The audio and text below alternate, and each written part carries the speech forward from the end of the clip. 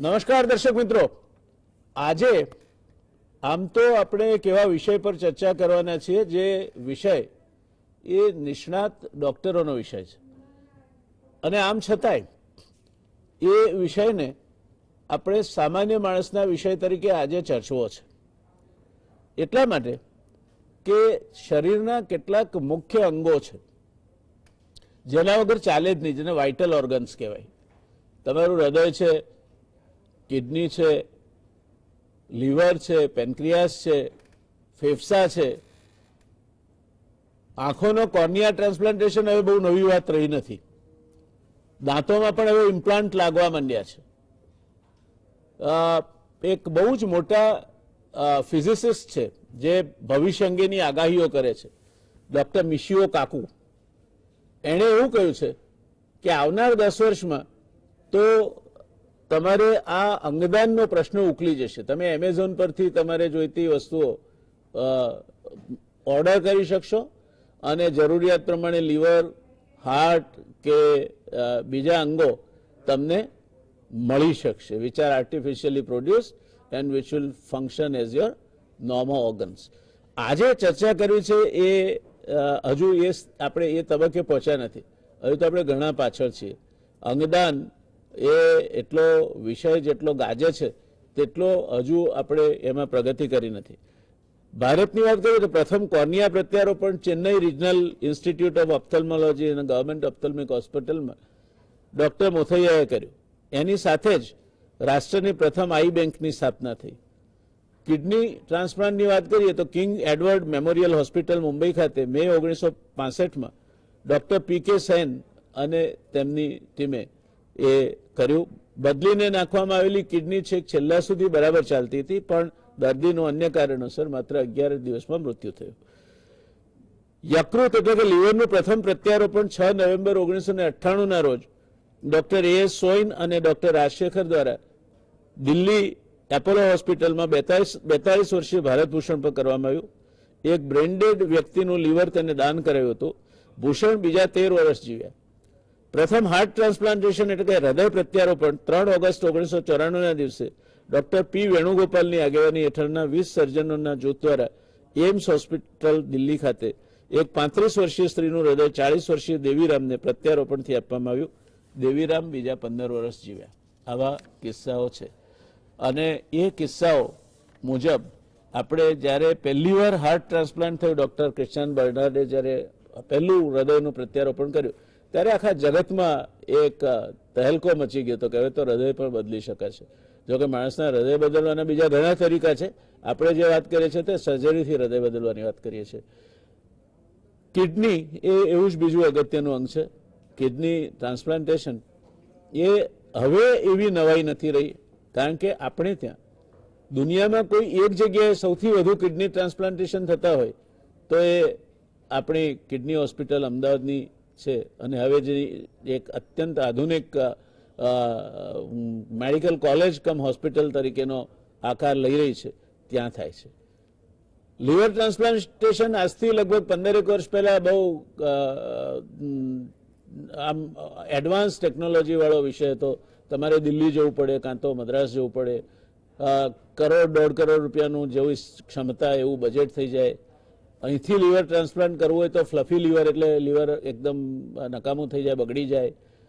આ બધી પરિસ્થિતિઓ વચ્ચે હવે તો હાર્ટ ટ્રાન્સપ્લાન્ટેશન માટે હૃદય પણ ગ્રીન કોરિડોર બનાવી અને ફટાફટ ટ્રાન્સપ્લાન્ટ કરવાની પરિસ્થિતિ અને પદ્ધતિ આપણા દેશમાં વિકસી છે.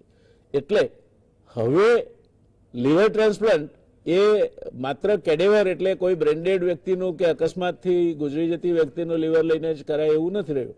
હવે તો લાઈવ લીવરમાંથી પણ ટ્રાન્સપ્લાન્ટેશન થાય છે. એ જ રીતે કિડનીમાં પણ ફેમિલી ડોનર હોય, કિડની મળતી હોય તો કિડની ટ્રાન્સપ્લાન્ટેશન પણ કરી શકાય છે.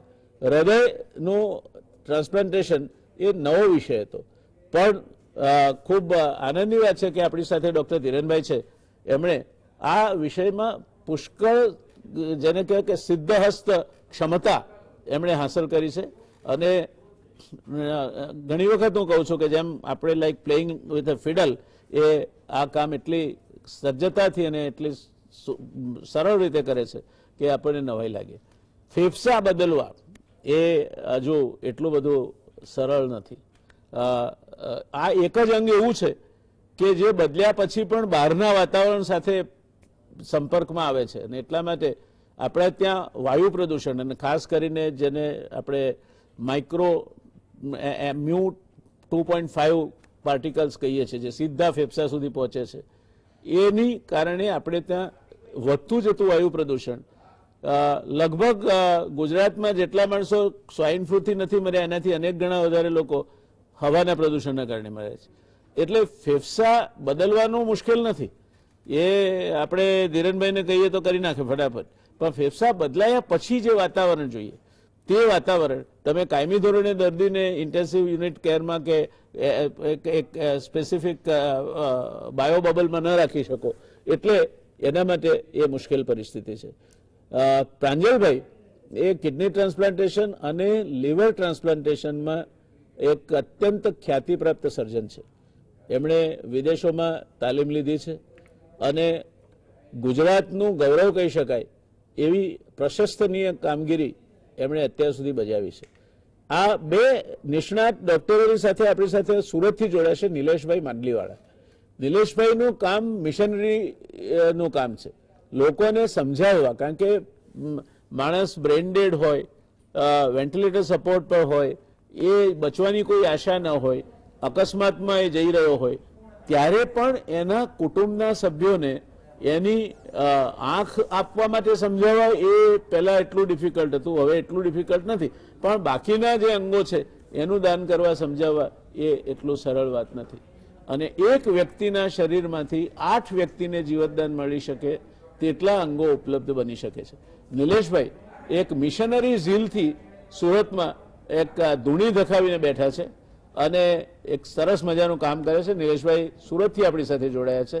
નિલેશભાઈ, સ્વાગત છે આપનું. આપ સ્ટુડિયોમાં આવવાના હતા પણ ટ્રાન્સપોર્ટની તકલીફના કારણે આપ નથી આવી શક્યા, અમને આપના પ્રત્યક્ષ સંપર્કનો લાભ નથી મળ્યો, પણ તમે જોડાયા છો તે અમારા માટે આનંદની વાત છે.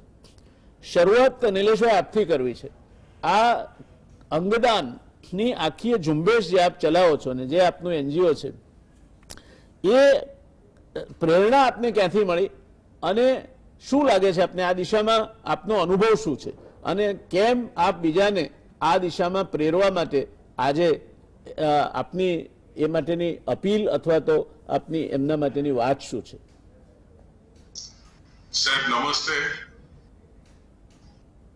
મારા પિતાજી વિનોદભાઈને 1997માં કિડની ખરાબ થઈ ગઈ હતી અને ત્યાર પછી 2004માં મારા પિતાજીનું ડાયાલિસિસ શરૂ થયું. જ્યારે હું મારા પિતાજીને ડાયાલિસિસ કરવા માટે મહાવીર હોસ્પિટલમાં જતો હતો તો તે વખતે વેઇટિંગ રૂમની અંદર જે બીજા ડાયાલિસિસના પેશન્ટ હોય એમના પરિવારજનોની સાથે અમે લોકો બેસતા હતા અને ત્યારે જે અમારે જે ચર્ચા થતી હતી કે તમારું કોણ ડાયાલિસિસ કરાવી રહ્યું છે, શું કરી રહ્યું છે, કેટલા વખતથી ડાયાલિસિસ પર છે, ત્યારે જાણકારી મળી કે આ જે કિડનીનો જે રોગ છે એ સામાન્યમાં સામાન્ય વ્યક્તિને થતો પણ રોગ છે. ડાયાલિસિસ થી વ્યક્તિને ક્વોન્ટિટી લાઈફ મળે છે, જ્યારે ટ્રાન્સપ્લાન્ટ થી એને ક્વોલિટી લાઈફ મળે છે. જે વ્યક્તિ ડાયાલિસિસ કરાવી રહ્યો હોય એ ખૂબ જ એની પરિસ્થિતિ ખૂબ જ ખરાબ હોય, કારણ કે અઠવાડિયામાં 2-3 વખત ડાયાલિસિસ કરાવવું પડતું હોય. એટલે આ લોકોને નવી લાઈફ, ક્વોલિટી લાઈફ કેવી રીતે આપી શકાય એ વિચાર તે વખતે મારા મનમાં આવ્યો. કારણ કે જો પરિવારમાંથી કોઈ કિડની ન આપી શકે તો શું આ વ્યક્તિએ લાઈફ ટાઈમ ડાયાલિસિસની ઉપર જ પોતાનું જીવન વ્યતીત કરવાનું અને ક્વોલિટી લાઈફ કેવી રીતે આપી શકાય એ વિચાર મારા મનમાં આવ્યો. પરંતુ આગળનો રસ્તો મળતો નહોતો. 2004-5માં હું ચેમ્બરમાં ઓનરરી સેક્રેટરી હતો. તે વખતે જુદા જુદા વ્યક્તિઓની સાથેની મુલાકાતો થતી હતી અને એવી જ એક મુલાકાત તે વખતના ગુજરાત ચેમ્બર ઓફ કોમર્સના પ્રમુખ શ્રી ચિનુભાઈ શાહ સાથે મારી થઈ. અને ચિનુભાઈ સાથે જ્યારે કિડનીની ચર્ચા થઈ ત્યારે ચિનુભાઈ મને કીધું કે નિલેશભાઈ, તમે કિડની વિશે આટલું બધું જાણો છો, આટલું બધું કામ કરવા માંગો છો, તો અમારી સંસ્થામાં જોડાઓ. સૌપ્રથમ એમણે મને એમની સંસ્થામાં જોડવાનું આમંત્રણ આપ્યું.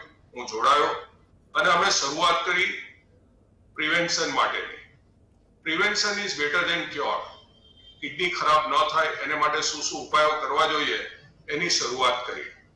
પરંતુ મારા મનમાં એક અલગ જ વિચાર હતો કે કિડનીના પ્રિવેન્શન માટે તો દરેક વ્યક્તિ કામ કરે છે, પરંતુ જે આ કિડની ખરાબ થઈ જાય છે પછી એને ટ્રાન્સપ્લાન્ટ કરવા માટે શું કરવું જોઈએ. એટલે અમે સુરત શહેરના દરેક આઈસીયુ નો કોન્ટેક્ટ કરવાનો શરૂ કર્યો. સુરતના ન્યુરોસર્જન, ન્યુરોફિઝિશિયનનો સંપર્ક કર્યો અને એઓને જણાવ્યું કે જ્યારે પણ જો કોઈ વ્યક્તિ બ્રેન ડેડ હોય તો એની અમને જાણકારી આપશો તો આપણે એના ઓર્ગનના ડોનેશન કરાવી શકીશું. 12 જાન્યુઆરી 2006 ને દિવસે સુરતની અશક્તાશ્રમ હોસ્પિટલમાં જગદીશભાઈ શાહ નામના એક વ્યક્તિ બ્રેન ડેડ હતા. સુરતના ન્યુરોસર્જન ડોક્ટર અશોક પટેલે એમને બ્રેન ડેડ જાહેર કર્યા અને એમના પરિવારજનો સાથે અમે કાઉન્સેલિંગ કર્યું અને એમણે અંગદાન કરવાની મંજૂરી આપી. ગુજરાતમાં આ સૌપ્રથમ ઇન્ટરસિટી કેડેવર ડોનેશન અને ટ્રાન્સપ્લાન્ટની શરૂઆત થઈ. પ્રાંજલભાઈ અને એમની ટીમે સુરત આવી સૌપ્રથમ વખત કિડનીનું દાન સ્વીકાર્યું અને અમદાવાદ આઈકેડીઆરસીમાં જઈને ટ્રાન્સપ્લાન્ટ કર્યું. એ ગુજરાતમાં સૌપ્રથમ ઇન્ટરસિટી કેડેવર ડોનેશન અને ટ્રાન્સપ્લાન્ટની શરૂઆત થઈ અને ત્યાર પછી આ યાત્રા આગળ ને આગળ વધતી ગઈ અને ત્યાર પછી લીવરના ડોનેશન્સ થયા. 2006માં સ્મીમેર હોસ્પિટલથી ગુજરાતનું સૌપ્રથમ વખત લીવરનું દાન કરવામાં આવ્યું. એ ગુજરાતનું સૌપ્રથમ વખત ઇન્ટરસ્ટેટ કેડેવર લીવરનું દાન હતું અને હૈદરાબાદ ગ્લોબલ હોસ્પિટલમાં ટ્રાન્સપ્લાન્ટ થયું. એ રીતે અમારી યાત્રા આગળ વધતી ગઈ.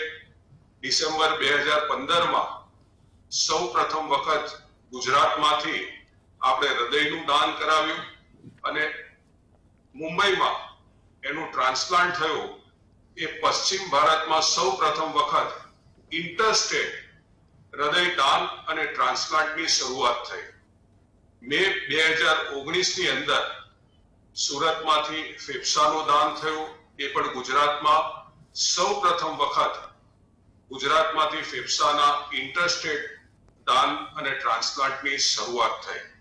2016માં અમે હાડકાના પણ દાન કરાવ્યા.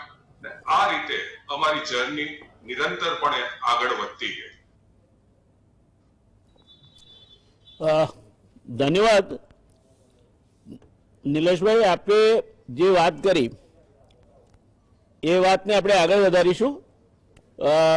મારો એ હવે પછીનો પ્રશ્ન હશે આપને કે જે માનવ અવયવોનું ટ્રાન્સપ્લાન્ટેશન માટેનો જે કાયદો છે એની જરૂરી મંજૂરીઓ ક્યાંક જરૂર પડે તો પોલીસ અને એડમિનિસ્ટ્રેશનની સહાય, આ બધી બાબતમાં પણ શું વ્યવસ્થાઓ ગોઠવાય છે એ હું ફરી પાછું આપની પાસે આવીશ ત્યારે આપણે દર્શક મિત્રો માટે પ્રશ્ન પૂછીશું. દર્શક મિત્રો, આપણે જઈશું હવે પ્રાંજલભાઈ પાસે. પ્રાંજલભાઈ એક એવું ધીર ગંભીર વ્યક્તિત્વ છે કે એમને જોઈએ તો ખબર જ ના પડે કે આટલા કાબેલિયતથી આ માણસ આટલું બધું મોટું કામ કરતા હશે. અમારી કિડની હોસ્પિટલ આઈકેડીઆરનું એ નાક છે અને ડૉક્ટર ત્રિવેદી સાહેબના એ હાથે ટ્રેન થયેલા એટલે એક ઋષિ તુલ્ય વ્યક્તિએ એમને પોતાના આશીર્વાદ આપ્યા છે એમ કહીએ તો એમાં જરાય અતિશયોક્તિ નથી. રાજેશભાઈ, મારે આપને પૂછવું છે કે આ કિડની બગડે અથવા લીવર બગડે એ માટેના કારણો શું હશે પહેલા, કારણ કે ટ્રાન્સપ્લાન્ટેશન વાત પછી કરીએ આપણે. જે નિલેશભાઈએ કહ્યું વાત સાચી છે કે prevention is better than cure. તો શું કરવું જોઈએ અને આ કેમ બગાડો થાય છે અને એ બગાડો થાય પછી ટ્રાન્સપ્લાન્ટેશનની પ્રક્રિયા શું છે એ આપ આપની વાતમાં વણી લેશો તો મને લાગે છે કે દર્શક મિત્રોને લીવર ટ્રાન્સપ્લાન્ટેશન અને કિડની ટ્રાન્સપ્લાન્ટેશન વિશે જરા વધુ વિગતે ખ્યાલ આવશે. નમસ્કાર સાહેબ. સૌથી પ્રથમ તો ગુજરાતની અંદર કિડની ટ્રાન્સપ્લાન્ટના ભીષ્મ પિતા કહી શકાય, ઋષિ તુલ્ય વ્યક્તિ કહી શકાય એવા શ્રી ડૉક્ટર એચ.એલ. ત્રિવેદી સાહેબને આપે ખાસ યાદ કર્યા. અમારા ગુરુજી છે. આજથી 30 વર્ષ પહેલાં 1981માં જ્યારે આ સંસ્થાની શરૂઆત થઈ ત્યારે કિડનીના રોગો વિશે બહુ જ ઓછી ખબર હતી. ડાયાલિસિસ માટેનું પાણી પણ આપણે વિદેશથી મંગાવવું પડે ને એની કેથેટર પણ વિદેશથી મંગાવવી પડે એવી પરિસ્થિતિ હતી. એમાંથી આજે એવી પરિસ્થિતિએ પહોંચ્યા છે કે ટ્રાન્સપ્લાન્ટ અને ઘણી બધી વસ્તુ આપણે પોતાની જાતે જ કરી શકીએ છીએ. કિડનીના રોગ પહેલાં પણ હતા પણ એના વિશેની સમજ નથી. છેલ્લા 30 થી 40 વર્ષમાં ઘણી બધી સમજ કેળવાઈ છે અને મુખ્યત્વે યંગ એજ ગ્રુપની અંદર આજની તારીખમાં પણ આપણા પોપ્યુલેશનની અંદર કિડનીનો રોગ થાય છે. મોટાભાગના રોગો ખાવાથી અને પીવાથી થાય છે. ઇન્ફેક્શિયસ ડિસીઝ થાય છે, ઓટો ઇમ્યુન ડિસીઝથી થાય છે. આપણી ખાવાની અને પીવાની અથવા રહેણીકરણીની અંદર ઘણો બધો તફાવત આવી ગયો ઘણા વર્ષોમાં. એના કારણે દિવસે દિવસે આ રોગો વધતા જાય છે. લીવરના રોગોમાં પણ આવું જ છે. 3 સફેદ ઝેર છે: ખાંડ, મીઠું અને ખાવાનો સોડા એટલે કે સોડા બાયકાર્બ. આનું અતિશય પ્રમાણ આપણા ખોરાકમાં જોવા મળે છે.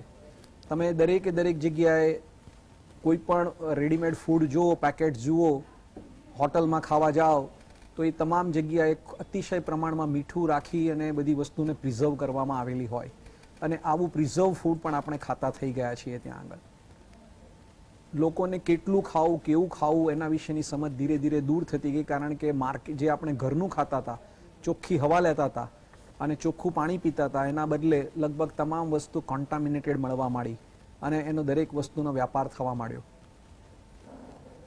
નાની ઉંમરે અત્યંત પ્રમાણમાં જવાબદારીઓ વધવા માંડી. ભણવાથી માંડીને તમામ વસ્તુની અંદર ઘણા લોકો માનસિક રોગોના શિકાર બન્યા, બ્લડ પ્રેશરની વગેરે બીમારી ઉત્પન્ન થઈ અને એના કારણે પણ નાની ઉંમરે ઘણા બધા કિડનીના રોગ થયા. એના વિશેનું સંશોધન ભારતમાં ઘણું ઓછું થયેલું છે. એ ઉપરાંત ઓટોઇમ્યુન ડિસીઝ અને બીજા ઘણા બધા રોગ એવા છે કે જેના કારણે કિડની અત્યંત નાની ઉંમરમાં ફેલ થાય છે. જન્મજાત કેટલાક ખોડખાંપણની હોવાથી, કિડનીની ખોડખાંપણ હોવાથી પણ ક્યારેક કિડની ફેલ થઈ શકે છે, પરંતુ આવા વસ્તુઓનું પ્રમાણ અત્યંત નહિવત છે.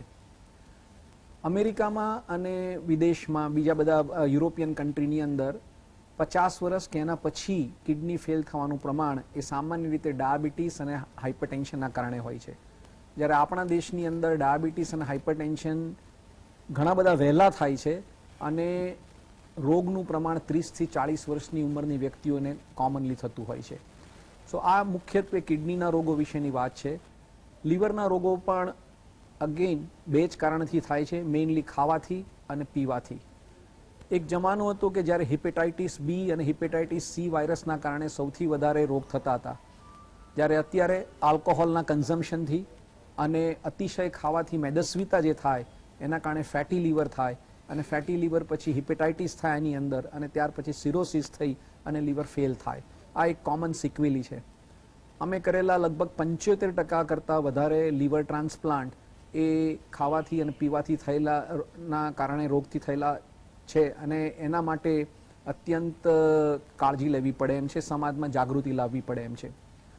હિપેટાઇટિસ બી એ વેક્સિનથી પ્રિવેન્શન કરી શકાય એવો રોગ છે અને હિપેટાઇટિસ સી પણ પ્રિવેન્ટ કરી શકાય એવો રોગ છે અને હવે પહેલાં એની દવા નથી મળતી, હવે એની દવા પણ મળે છે. સમયસર અને પૂરતા પ્રમાણમાં એનો ઉપયોગ કરીને એ રોગ સંપૂર્ણપણે નાથી શકાય છે. આ દવાઓ 2015થી મળતી થઈ છે, એ પહેલાં મળતી નથી, અથવા એ પહેલાં જે દવાઓ મળતી એ ઇફેક્ટિવ નથી, એટલે કે એની અસર એટલી બધી થતી નથી, જ્યારે હવે પછીની દવાઓ ઘણી બધી અસરકારક છે. આમ લીવરના આ ઉપરાંત ઘણા બધા એવી કન્ડિશનો છે કે જેમાં સેકન્ડરી કોઝિસ હોય અને એ અથવા જન્મજાત ખોડખાંપણ હોય, જેમ કે બાળકોમાં બિલિયરી એટ્રેઝિયા નામનો રોગ છે, એમાં જન્મથી જ પિત્તની નળી બની જ ન હોય, અથવા કેટલાક મેટાબોલિક ડિસઓર્ડર છે કે જેના કારણે દર્દી બેભાન રહેતું થઈ જતું હોય, નાનું બાળક હોય પણ એ બેભાન રહી જતું હોય, એને લીવરની અંદર એમોનિયા કે બીજા કોઈ યુરિયા કે અમુક તત્વોનું મેટાબોલિઝમ ન થતું હોય, આવા જન્મજાત રોગોના કારણે પણ લીવર ટ્રાન્સપ્લાન્ટ કરાવવું પડે એવી સંભાવના હોય છે. કહેવાનો અર્થ કે મોટાભાગના રોગ પ્રિવેન્ટેબલ છે અને કેટલાક રોગ એવા છે કે જેમાં પ્રિવેન્શન ન કરી શકાય, એમાં જીવનના શરૂઆતના તબક્કામાં જ લીવર અથવા કિડની ટ્રાન્સપ્લાન્ટ કરવું આવશ્યક બને છે.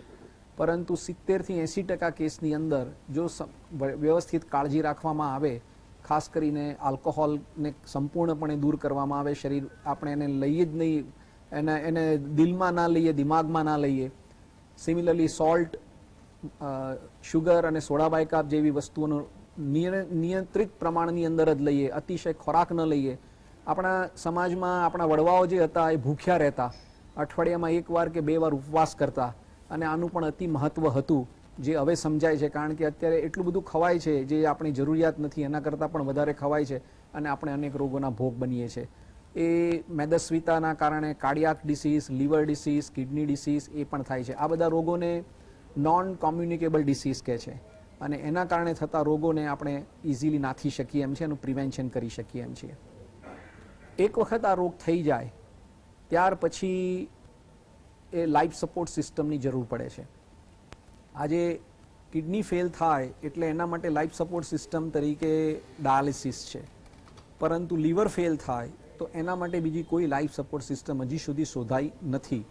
ઘણા બધા પ્રયત્નો થાય છે લીવર ડાયાલિસિસ કરવા માટે, પરંતુ હજી સુધી એમાં સફળતા મળી નથી.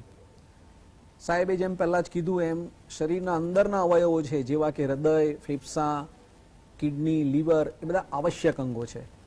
આપણા 2 હાથ કપાઈ જાય તો માણસ કદાચ ગુજરી ન જાય, માણસની 2 આંખો જતી રહે તો ગુજરી ન જાય, પરંતુ જો શરીરના અંદરના અવયવ જતા રહે તો માણસ જીવતો ન રહી શકે.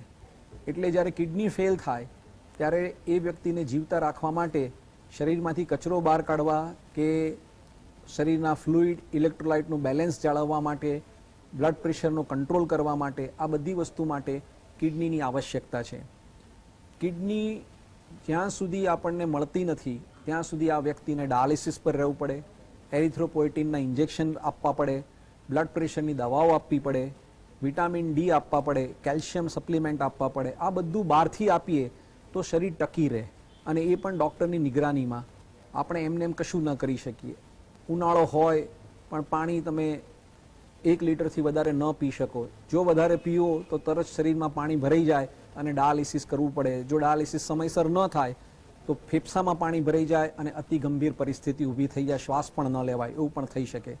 બીપીના કારણે લકવો થઈ શકે, હૃદય ફેલ થઈ શકે, અનેક બીજી બીમારીઓ પણ થઈ શકે.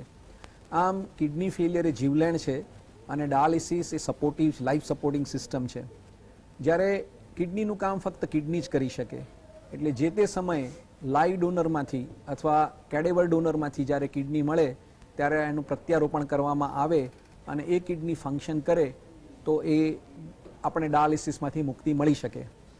એવી જ રીતે લીવરનું પણ છે કે લીવરને પણ આપણે જ્યારે પ્રત્યારોપણ કરીએ એ લાઈવ ડોનરમાંથી હોઈ શકે અથવા કેડેવર ડોનરમાંથી હોઈ શકે, અને જો એ લીવર સફળતાપૂર્વક પ્રત્યારોપણ થાય તો આપણે એમાંથી એ લાઈફ સેવિંગ ઓપરેશન તરીકે આપણે મળી શકીએ. પણ એટલું યાદ રાખવું જરૂરી છે કે કોઈ પણ અંગનું જ્યારે પ્રત્યારોપણ થાય ત્યારે એને ચલાવવા માટે આખી જિંદગી ઇમ્યુનોસપ્રેશન દવાઓની જરૂર પડે છે, અને એ દવાઓ એ ડૉક્ટરની નિગરાનીના હેઠળ જ તમારે નિયમિત લેવી પડે. જો એ દવા ન લેવામાં આવે તો એ અંગ, એ શરીરની ઇમ્યુન સિસ્ટમ જાગૃત થઈ જાય અને એ અંગને રિજેક્ટ કરી નાખે, અને જો એ અંગ રિજેક્ટ થઈ જાય તો દર્દી કદાચ બચી ન પણ શકે અથવા તો એને ફરીથી દાખલ કરવો પડે અને નવું ટ્રાન્સપ્લાન્ટ કરવું પડે, એવી પણ નોબત આવી શકે. અર્થાત પોતાના અંગને સાચવો એ પહેલી જરૂરિયાત છે. ત્યાર પછી જો એ ન સાચવી શકાયું હોય અને ટ્રાન્સપ્લાન્ટ કરીને અન્ય હ્યુમનના ઓર્ગન આપણે આમાં જ્યારે પ્રત્યારોપણ કરવામાં આવેલા હોય તો એને પણ અત્યંત કાળજી રાખીને સાચવવા પડે, નહીતર લાઈફ એ એકદમ ટૂંકી થઈ જતી હોય છે. ઓપરેશનમાં પણ ઘણા બધા સંશોધનો થયેલા છે. હવે પછી કિડની ઇન્સ્ટિટ્યૂટમાં મોટાભાગના કિડની ટ્રાન્સપ્લાન્ટ રોબોટની મદદથી થાય છે. એનો અર્થ એવો છે કે દર્દીને સહન કરવાનું ઘણું બધું ઓછું આવે છે અને ઝડપથી એ ઘરે જઈ શકે છે. અને આમ વિજ્ઞાનની ક્રાંતિ એ માણસના સરળતા માટે છે, માણસના જીવનને લંબાવવા માટે છે, પણ એટ ધ સેમ ટાઈમ દર્દીએ પોતાની કાળજી રાખવી એ અત્યંત જરૂરી છે. ધન્યવાદ. ધન્યવાદ પ્રાંજલભાઈ, બહુ જ સરસ અને સરળ રીતે આપે સમય મર્યાદામાં આપની વાત મૂકી. દર્શક મિત્રો, અહીંયા રોકાવું પડશે એક નાનકડા કમર્શિયલ બ્રેક માટે, અને ત્યાર પછી આજની આ જે ચર્ચા છે એ ચર્ચા અત્યંત રસપ્રદ તબક્કે જઈ રહી છે. આપણે ચર્ચા આગળ વધારીશું. રોકાઈએ એક નાનકડા કમર્શિયલ બ્રેક માટે. નમસ્કાર દર્શક મિત્રો, બ્રેક બાદ પુનઃ આપનું આ ચર્ચામાં સ્વાગત છે. આપણે ચર્ચા કરી રહ્યા હતા, પ્રાંજલભાઈ આપણને સમજાવી રહ્યા હતા કે આપણે જાડિયા પાડિયા હોઈએ, રોલીપોલી હોઈએ, દારૂ પીતા હોઈએ અને બ્લડ પ્રેશર કાબુમાં ન રાખીએ, મીઠું વધારે પડતું ખાઈએ, ખાંડ વધારે પડતી ખાઈએ, પોચું થાય એના માટે પેલો સોડાબાય કાર્બ નાખેલી વસ્તુઓ ખાઈએ, તો આપણે આ લાઇફસ્ટાઇલ ડિસીઝનો અર્થ જ એ થાય કે જેને તમે કંકોત્રી લખીને ઘરે બોલાવો, એનું નામ જીવન પદ્ધતિના કારણે થતા રોગો. અને એ રોગોમાં આ બધા અંગો સંડોવાય છે. આમાં તકલીફ એ છે કે એક અંગમાં કંઈક ખોટકો થયો એટલે એનો ભાર બીજા પર પડે છે અને સરવાળે ડોક્ટરો જેને મલ્ટી ઓર્ગન ફેલ્યોર કહે છે તે તરફ આખી પરિસ્થિતિ જાય છે. પ્રાંજલભાઈએ વાત કરી, મારે થોડી વાત જોડીને પછી ધીરેનભાઈ પાસે જવું છે. ભારતમાં વર્ષે 1.5 થી 2 લાખ લોકોને કિડનીની જરૂર પડે છે, પરંતુ તેમાંથી ફક્ત 4% એટલે કે 8,000 લોકોને તે મળે છે. 96% લોકો કિડની મેળવ્યા વિના પ્રતીક્ષા યાદી પર હોય ત્યારે જ મૃત્યુ પામે છે. ફક્ત કિડની મેળવવા માટેની પ્રતીક્ષા યાદી જ 1 લાખથી વધુની છે. ભારતમાં દર 5 મિનિટે એક વ્યક્તિ કિડનીની નિષ્ફળતાથી મૃત્યુ પામે છે. કિડનીની નિષ્ફળતાના કારણે ભારત વર્ષે 1.36 લાખ જેટલા વ્યક્તિઓ ગુમાવે છે. આપણે આનાથી કોવિડના ત્રાસથી હજુ આ આંકડે નથી પહોંચ્યા. જે કિડની એકલી ફેલ થાય તેના કારણે મૃત્યુઆંક થાય છે. તેવી જ રીતે ભારતની વાર્ષિક લીવર પ્રત્યારોપણની જરૂરિયાત 80,000ની છે, પણ આપણે કેવળ 1800 લીવર પ્રત્યારોપણ કરી શકીએ છીએ. વર્ષે લગભગ 1 લાખ દર્દીને કોર્નિયલ કે નેત્ર પ્રત્યારોપણની જરૂર પડે છે, જે સામે અડધાથી પણ ઓછા પ્રત્યારોપણ કરી શકાય છે. આમ પ્રત્યારોપણ ઉપાય છે ખરો, પણ એની મર્યાદાઓ બહુ મોટી છે. પણ હૃદયના પ્રત્યારોપણમાં તો એક બીજી મર્યાદા આવે છે. હૃદય પ્રત્યારોપણની જરૂરિયાત ધરાવતા 10,000 કાર્ડિયાક દર્દીઓમાંથી માત્ર 200ને જ મેળ ખાતા દાતા મળી આવે છે. એટલે પહેલી વાત તો એ છે કે એને દિલથી દિલ મળે, હૃદયથી હૃદય એની સાથે એને જે ટાઈપિંગ કરે એમાં એકબીજા સાથે ટેલી થાય તો આગળની વાત થાય. એ જ પહેલી મુશ્કેલી છે. ને આમ છતાંય બહુ સુંદર કામ ડૉક્ટર ધીરેનભાઈ આ ક્ષેત્રે કરી રહ્યા છે. ધીરેનભાઈ, આપને મારે 2 પ્રશ્નો પૂછવા છે. એક તો હૃદય પ્રત્યારોપણ એ એક જમાનામાં તો બહુ જોખમી વાત ગણાતી હતી, ચમત્કાર જેવું જ ગણાતું હતું. આજે તો આપ બહુ સરળતાથી ટેકનોલોજી અને આપની પોતાની જેને કુશળતા કહેવાય એનાથી આપે સાધ્ય કર્યું છે. પણ ફેફસાનું પ્રત્યારોપણ હજુ એટલું સરળ નથી. તો આ બંને વિષય આપને શું કહેવું છે? નમસ્કાર દર્શક મિત્રો અને થેન્ક યુ વ્યાસ સાહેબ. બહુ સરસ વાત કરી છે અત્યાર સુધી અને પ્રાઇમરી ઇન્ફોર્મેશન બધી આપી છે, સાહેબે બી આપી છે, પ્રાંજલભાઈ બી આપી છે. અને ખરેખર જો હૃદય પ્રત્યારોપણની વાત કરીએ અથવા હૃદયની તકલીફોની વાત કરીએ તો આપણે તો at this point of time એવું કહી શકાય કે નંબર 1 કિલર દુનિયામાં જો કોઈ હોય તો દેટ ઇઝ હાર્ટ ડિઝીઝ. હૃદયની બીમારીઓ છે નંબર 1 કિલર. અને નંબર 1 ડિઝીઝ જે કહીએ સૌથી વધારે ફેલાયેલું જે હોય તો એ બી હૃદયની બીમારી જ આખી દુનિયામાં ફેલાયેલી હોય છે. અને it is again majority of the causes જે કહીએ આપણે તો એ લાઇફસ્ટાઇલ ડિઝીઝ તરીકે કહેવાય અથવા ક્રોનિક ડિઝીઝ તરીકે કહેવાય કે જેમાં મલ્ટિપલ ફેક્ટર કામ કરતા હોય છે. અને ઘણા બધા કેસીસમાં હું કહેતો હોઉં છું કે કોઈ એક કારણ કે 2 કારણ નથી હોતા હૃદયની બીમારીના કારણ. ઘણા બધા કારણો હોય છે, વારસાગત, જેનેટિક, ખાવા પીવાનું, લાઇફસ્ટાઇલ, સ્ટ્રેસ, ઘણા બધા ફેક્ટરો હોય છે. એટલે એ રીતે બધી બીમારીઓ વધતી ગઈ છે. બીજું પેરાડોક્સિકલ સિચ્યુએશન જે અત્યારે ઊભી થઈ રહી છે કે આપણે હવે હૃદયની બીમારીઓને સારી રીતે ટ્રીટ કરી શકીએ છીએ. જેમ કે હાર્ટ એટેક આવે છે તો તરત એને આપણે ટ્રીટ કરી શકીએ છીએ. તો હાર્ટ એટેક આવે છે, ટ્રીટ કરી શકીએ છીએ અને પેશન્ટને બચાવી શકીએ છીએ. એના કારણે અલ્ટિમેટલી એવું થઈ રહ્યું છે કે ધીરે ધીરે હવે હાર્ટ ફેલિયરના પેશન્ટો વધી રહ્યા છે. પહેલાના જમાનામાં એવું હતું કે હાર્ટ એટેક આવે એટલે પેશન્ટ જીવિત ના રહે. હવે પેશન્ટ જીવી જાય છે પણ એનું હૃદયનું પમ્પિંગ નબળું પડી જાય છે. એવી જ રીતે વાલની તકલીફ છે કે બીજી કોઈ બી તકલીફ હોય તો આપણે એની ટ્રીટમેન્ટ કરી શકીએ છીએ, પણ લાંબા ગાળે એ બધા પેશન્ટો હાર્ટ ફેલિયર તરફ જતા જાય છે. એટલે એના કારણે દિવસે દિવસે હવે હાર્ટ ફેલિયરના પેશન્ટો, હૃદય નબળા હોવાના પેશન્ટો દિવસે દિવસે વધતા જવાના છે અને એનો આંકડો વધતો જવાનો છે.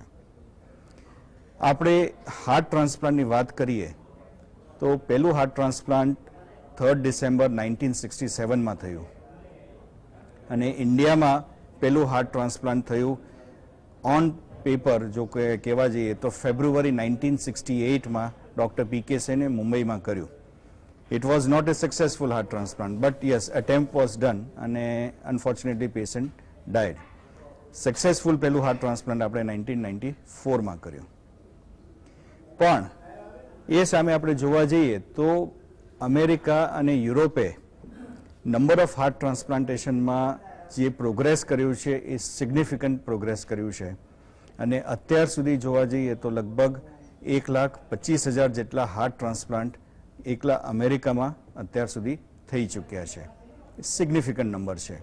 પણ એની સામે આપણે જો જોઈએ તો ભારત દેશમાં કેટલા હાર્ટ ટ્રાન્સપ્લાન્ટ થયા, તો એનો આંકડો કહીએ તો અત્યારે લાસ્ટ યર આપણે 1,000નું માર્ક ક્રોસ કર્યું. અત્યારે લગભગ 1,100ની આસપાસ આપણે હાર્ટ ટ્રાન્સપ્લાન્ટ અત્યાર સુધી કર્યા છે, 94 થી અત્યાર સુધી. તો આપણને વિચાર થાય જો અમેરિકા આટલું પ્રોગ્રેસ થયું તો ઇન્ડિયામાં કેમ ઓછા થયા? એવું તો છે નહીં કે આપણી પાસે ઇન્ફ્રાસ્ટ્રક્ચર નથી, આપણી પાસે કાબેલ ડોક્ટરો નથી, કે આપણી પાસે દવાઓ નથી. સૌથી મુખ્ય કારણ એનું છે એ છે ઓર્ગન ડોનેશનનું.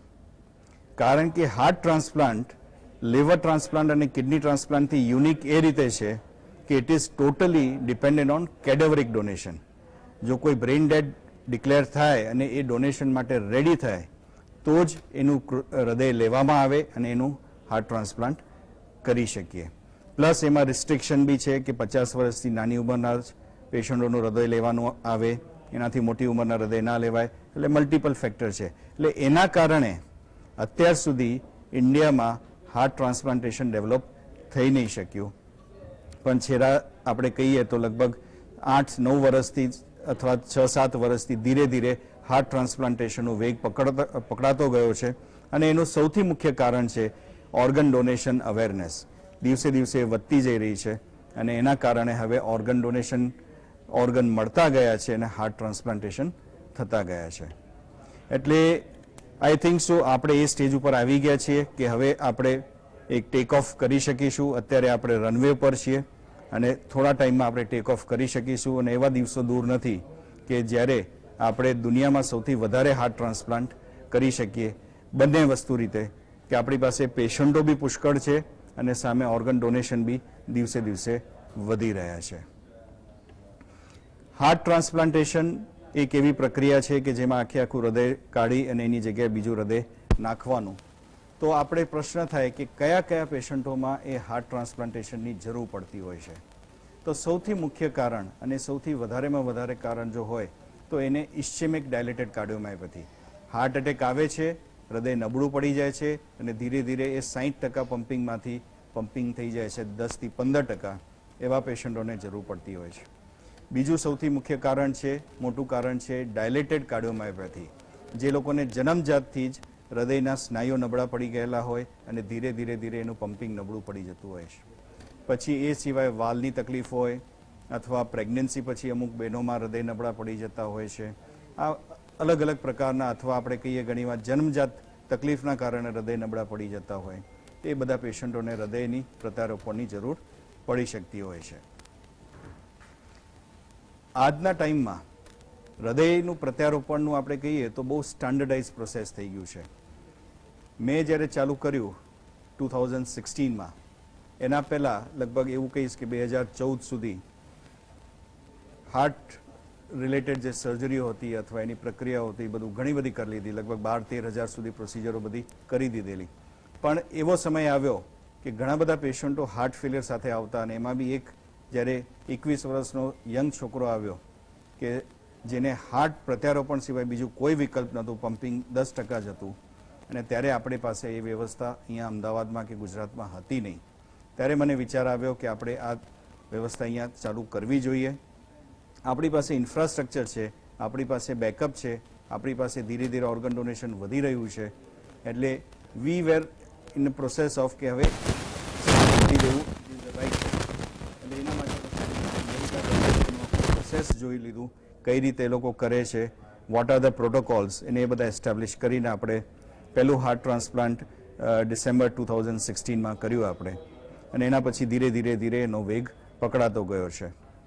અને એ વેગમાં અત્યારે એવું કહીશ કે ગવર્મેન્ટનો બી સાથ સારો એવો મળી રહ્યો છે. સોટોની જે અરેન્જમેન્ટ થઈ છે એના કારણે બી ઘણો બધો ફાયદો થઈ રહ્યો છે. હવે ઓર્ગનની અવેલેબિલિટી બધી વધતી ગઈ છે. બીજી વાત સાહેબે જેમ પૂછ્યું કે લંગ ટ્રાન્સપ્લાન્ટ માટે, તો લંગ ટ્રાન્સપ્લાન્ટનું એવું છે કે હાર્ટ ટ્રાન્સપ્લાન્ટની જેમ લંગ ટ્રાન્સપ્લાન્ટ બી સિમિલર જ પ્રોસિજર છે, પણ એ ધીરે ધીરે હવે આપણે ઓછું થઈ રહ્યું છે. હજી આપણે એ વેગ નથી પકડી શક્યા. એનું કારણ સૌથી એક જ છે, સર્જરી વાઇઝ અથવા એને મેનેજ કરવું ઇઝી છે. પ્રોબ્લેમ એનું છે લાંબા ગાળાની તકલીફોનું.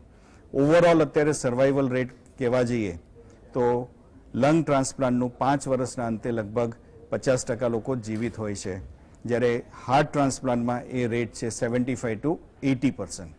અને એનું સૌથી મુખ્ય કારણ છે કે lungs are directly expose to the environment, અને એના કારણે એમાં ઇન્ફેક્શન થવાના ચાન્સીસ વધારે હોય છે. બીજું, આપણે અહીંયા tuberculosis is inherently there in each and every patient probably, અને એના કારણે લંગની ટીબી વધી શકતું હોય છે. અને એના કારણે લંગ ટ્રાન્સપ્લાન્ટના લોંગ ટર્મ રિઝલ્ટ બહુ સારા નથી. આ બી જે રિઝલ્ટ છે 56% સર્વાઈવલ એટ 5 years, એ બી વેસ્ટર્ન કન્ટ્રીઝમાં કે જ્યાં વાતાવરણ શુદ્ધ છે, ઓવરઓલ ટ્યુબરક્લોસિસનો રેટ ઓછો છે, એવા કન્ડિશનમાં ત્યાં 56% છે. જ્યારે ઇન્ડિયાની વાત કરીએ તો ડેફિનેટલી એ ઘણો બધો ઓછો રેટ હોઈ શકે. અને ઓવરઓલ ખર્ચો બી હાર્ટ ટ્રાન્સપ્લાન્ટ, લીવર ને કિડની ટ્રાન્સપ્લાન્ટ કરતાં લંગ ટ્રાન્સપ્લાન્ટમાં ખર્ચો વધારે હોવાના કારણે એ હજી એટલું બધું વ્યાપ થયું નથી અને ધીરે ધીરે આગળ વધી રહ્યું છે. Thank you. ધન્યવાદ ધીરેનભાઈ. એક તો આપે ગુજરાતને ગૌરવ અપાયું કે હાર્ટ ટ્રાન્સપ્લાન્ટની શરૂઆત કરી આપે અહીંયા, અને હવે ખૂબ સરસ રીતે આપ એને આગળ વધારી રહ્યા છો. દર્શક મિત્રો, હૃદય બદલી શકાય, અને બદલ્યા પછી 75 થી 80% માણસો એ 5 વર્ષ કરતાં વધારે પોતે જીવી શકે છે. એટલે જે ફેફસામાં નડે છે એ બહારના વાતાવરણના કારણે ફેફસા બદલવા મુશ્કેલ નથી, પણ ફેફસા નવા નાખ્યા પછી પણ 50% જ લોકો 5 વર્ષથી વધારે સમય એ બાદ આગળ વધી શકતા હોય છે જીવનમાં. એટલે હજુ એમાં ઘણું બધું આપણે આગળ વધવાનું બાકી છે, પણ ટેકનોલોજી એ ઝડપે આગળ વધી રહી છે કે આપણે કલ્પી ન શકીએ. અને આવનાર સમયમાં કદાચ આ જે અત્યારે અવરોધક જે વસ્તુ છે કે તમને હવા પ્રદૂષણના કારણે ફેફસા લાંબુ ચાલતા નથી, અને બહુ ઝડપથી એક દર્દી 5 વર્ષ કરતાં બહુ 50% કરતાં વધારે દર્દીઓ એ આયુષને પહોંચતા નથી, તે પરિસ્થિતિ એ આવનાર સમયમાં ટેકનોલોજીના કારણે કદાચ ઓવરકમ કરી શકાશે, એમાં કોઈ શંકા નથી. સાથે સાથ હૃદય, કિડની અને લીવર ત્રણેયમાં, લીવરમાં પણ હવે એક લીવરની મજા એ છે કે તમે ઝાડની એક ડાળી લઈને રોપો અને એની કલમમાંથી બીજું ઝાડ થાય. કબીરજીએ દાંતણ કરતા કરતા ચીરી ફેંકી હતી ને એમાંથી કબીર વડ થયો, તેના જેવી વાત છે. તો લીવરમાં હવે સ્પ્લિટ લીવર ટેકનોલોજી જેને કહે છે કે લીવરમાંથી ટુકડો લઈને બીજા શરીરમાં નાખીએ અને એ પાછું લીવર, જેમ આપણે બ્લડ ડોનેશન કરીએ અને પાછું લોહી આપણા શરીરમાં તો હતું એમનું એમ થઈ જાય, એમ પાછું તમે જેને ડોનર છે એને બહુ જાજી કોઈ તકલીફ વગર એ પાછા સામાન્ય થઈ શકે. આવું બધું બનતું હોય છે. એટલે હૃદય અને કિડની અને લીવર એમાં હવે ગભરાવા જેવું નથી, અને બહુ દોડાદોડી કરીને ક્યાંક આંબા આંબલી શોધવા જેવું પણ નથી. ગુજરાતમાં જ એને લગતા નિષ્ણાત ડોક્ટરો અને સવલતો ઉપલબ્ધ છે. મને વિશ્વાસ છે ટૂંક સમયમાં, આવનાર સમયમાં લંગ ટ્રાન્સપ્લાન્ટ જેને કહેવાય તેના માટે પણ આપણે અત્યારે સવલતો ઉપલબ્ધ બનશે. ત્યાં સુધી આપણે રાહ જોવી પડશે. નિલેશભાઈ, પાછો આપની પાસે આવવા માંગીશ. આપનું કામ છે વધારે ને વધારે લોકોને ઓર્ગન ડોનેશન માટે પ્રોત્સાહિત કરવાનું. હવે 2019માં હિન્દુમાં એક અહેવાલ આવ્યો છે, તે પ્રમાણે દેશના 12 શહેરોની વસ્તીના માત્ર 3% લોકોએ જ અંગદાન કરવા નોંધણી કરાવી છે. ભારતમાં બ્રેન ડેડની આશરે સંખ્યા 1.5 લાખ છે. જો પ્રત્યેક દર્દી તેમના અંગોનું દાન કરે તો કેટલો બધો ફાયદો થઈ જાય. અમેરિકાએ 1.25 લાખ લોકોનું હૃદય ટ્રાન્સપ્લાન્ટેશન કર્યું છે, આપણે 1100ની સંખ્યાએ પહોંચ્યા છીએ. It's a good beginning. શરૂઆતમાં કોઈ પણ તમે આ પ્રકારની કામગીરી કરતા હો ત્યારે એ ધડાધડ ન થાય.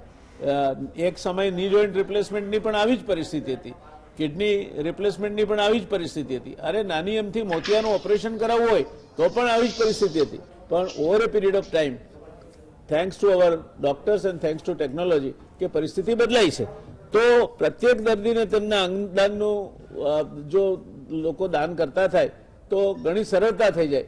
તો આપ કઈ રીતે એમને સમજાવો છો? અને કાયદાઓની દ્રષ્ટિએ સરકારના જે બીજા ડિપાર્ટમેન્ટ છે, તમને ડાયરેક્ટ ગ્રીન કોરિડોર કરવું હોય કે અન્ય રીતે, તો કઈ રીતે મદદરૂપ થાય છે તમને? આની અંદર સૌથી વધુ અગત્યનું જો ઓર્ગન ડોનેશનની પ્રક્રિયામાં જો કાર્ય હોય તો એ પરિવારને સમજાવવાનું છે.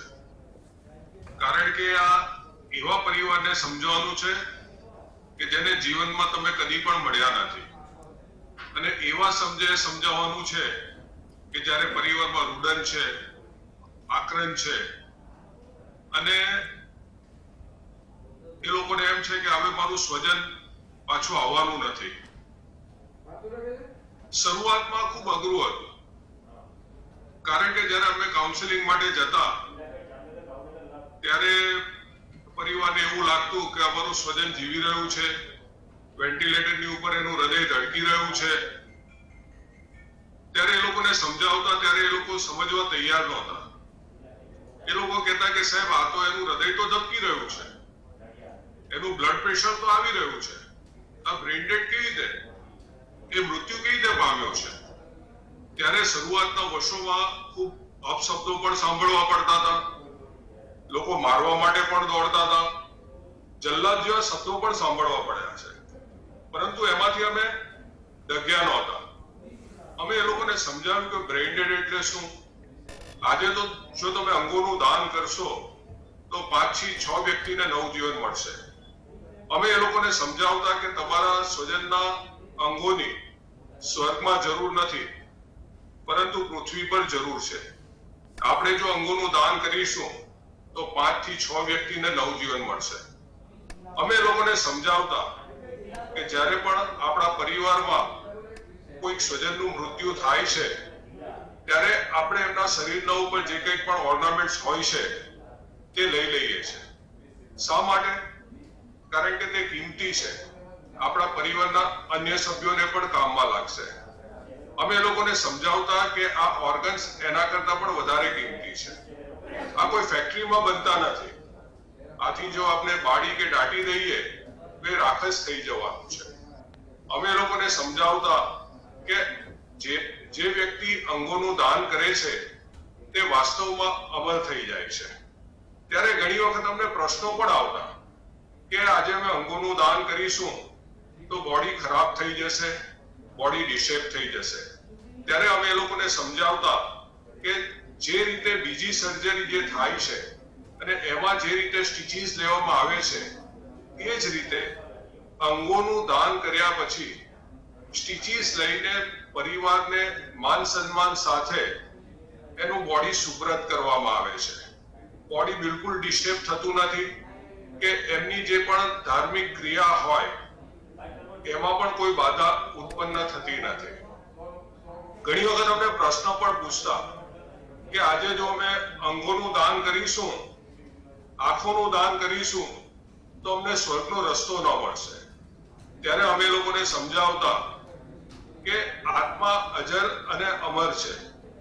જ્યારે પણ કોઈ વ્યક્તિનું મૃત્યુ થાય છે ત્યારે આત્મા પહેલો ચાલી જાય છે, અને જે આપણે એમના અંતિમ સંસ્કાર કરીએ છીએ એનું શરીર જ હોય છે, ફક્ત ખોખું હોય છે.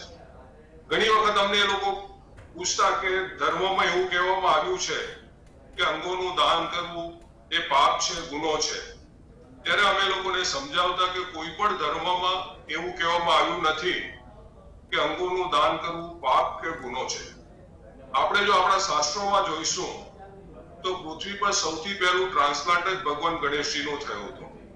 અને એ જ રીતે મહર્ષિ દધીચી ઋષિએ જ્યારે રાક્ષસો સાથે યુદ્ધ કરવાનું વાત આવ્યો ત્યારે પોતાનું હાડકાઓનું દાન કર્યું હતું.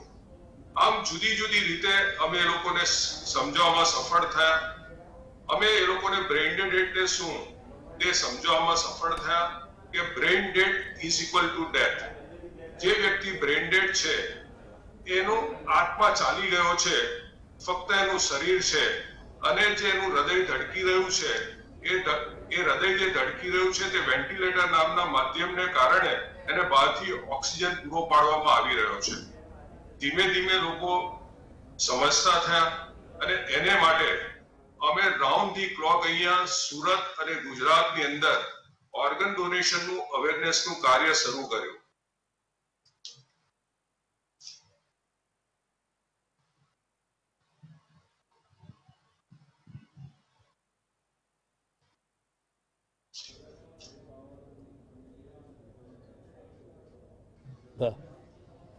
હા નિલેશભાઈ ચાલુ રાખો.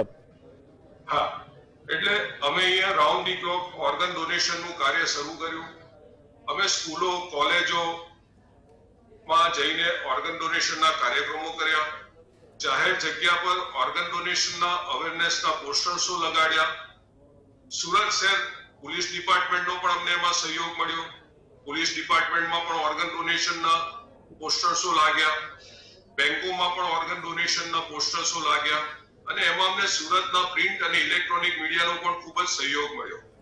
એને કારણે ઓર્ગન ડોનેશનની પ્રવૃત્તિ લોકોના ઘર ઘર સુધી અમે પહોંચાડવામાં સફળ થયા અને એને કારણે ધીમે ધીમે હવે જે સુરતમાં ઓર્ગન ડોનેશનની પ્રવૃત્તિ ફેલાઈ રહ્યું છે અને રાજ્યના બીજા શહેરોમાં પણ ઓર્ગન ડોનેશન માટે લોકો આગળ આવતા થયા છે. ધન્યવાદ. એની અંદર નિલેશભાઈ થોડુંક સમયની મર્યાદા છે એટલે હું આપને વચ્ચે અટકાવું છું.